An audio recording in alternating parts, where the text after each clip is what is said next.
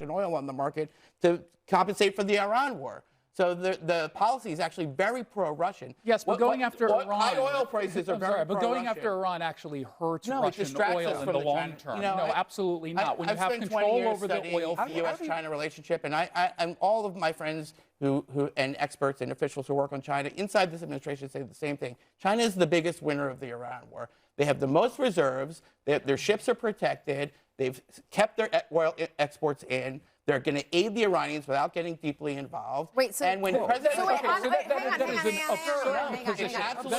absolutely absurd.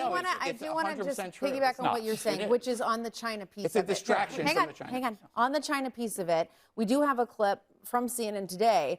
The U.S. does have intelligence suggesting that China may be preparing to provide Iran with financial assistance, spare parts, and missile components. That's 3 people familiar saying that. Though Beijing has stayed out of the war until now, China relies heavily on Iranian oil and has reportedly been pressuring Tehran to allow safe passage for vessels through the Strait of Hormuz. No, it doesn't make sense. No, I'm sorry. It's literally the opposite of what you just said. The reason why they're giving support to Iran right now is because a weakened Iran hurts China. That is the reason why they're getting more involved here. What you're seeing are all of these countries that are heavily sanctioned. Russia, you've got China, Iran, they're all banding together in this moment. We shouldn't be surprised that Russia is helping Iran. I mean, the Iranians had the Russians back in the start of this war by helping with drones. No surprise that Russia would come back in. If you didn't expect that, you're reading the wrong playbook. I mean, this is not a surprise. What, Josh, I'd love to hear from you, is the trip with President Trump still on in China? Because to me, that is an end goal. Whatever Trump says publicly, you got to know he's all about the deal. He might say something to your face and the moment he gets media. It's a perfect question, because think about what's going to happen. Assuming we stop bombing in the next 4 weeks and Trump goes to Beijing, oil prices are up, the economy is going down. Trump needs a deal. He needs calm.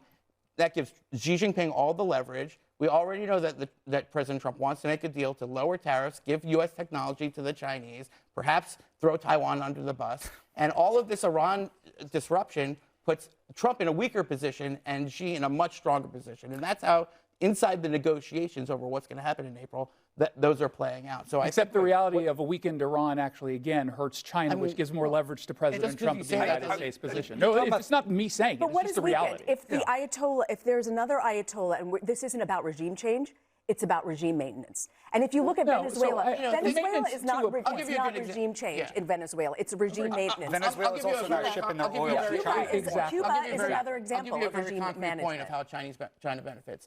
You know, Taiwan has been waiting for billions of dollars of U.S. munitions and missiles and other stuff that they've already paid for that we can't deliver. Now they're going to have to wait an additional 10 years because we just used all of those things in Iran. So we also increased the manufacturing fourfourld.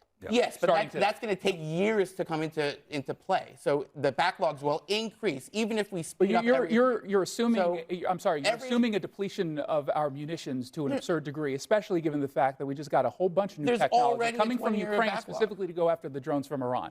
So the math doesn't just completely add up. Where do you think Taiwan's going to get all of these munitions paid for? If the question is, will they get it tomorrow? No, the answer, of course, is not. But also, the Chinese threat against Taiwan is not going to happen tomorrow.